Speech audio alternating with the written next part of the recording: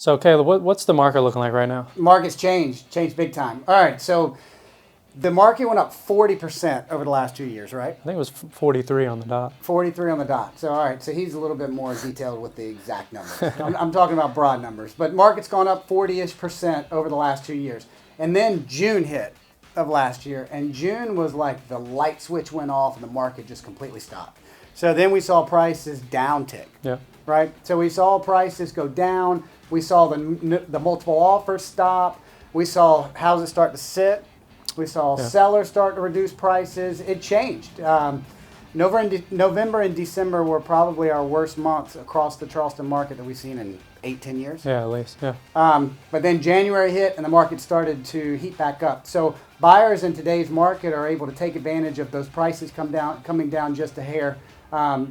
And rates have ticked down just a hair. So it's a really good time to still sell if you want to sell at the top of the market. And it's a great time to buy as well. Yeah, 100% agree with Caleb. The market has definitely shifted back to a more pre-pandemic market, I guess you can say, where, you know, in our market, the average amount of homes at any given time in a healthy market is 6,000 to 7,000 active listings. And we're sitting right now at about, what, 2,500?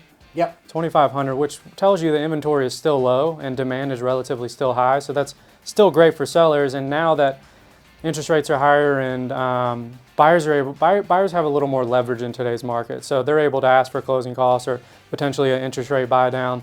So it's definitely good for a buyer and it's good for a seller.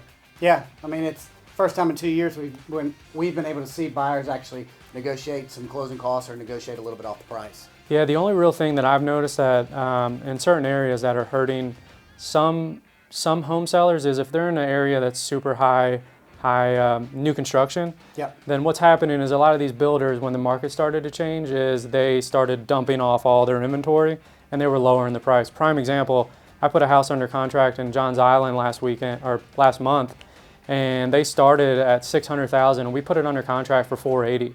So this tells me that one, obviously values are slightly coming down, and two, this hurts existing home sellers. It definitely hurts older homes where there's a ton of new construction around that specific area. So if you have any questions about what your home is worth or the process, feel free to reach out to my website at soldbybot.com, and I'm happy to answer any questions I can.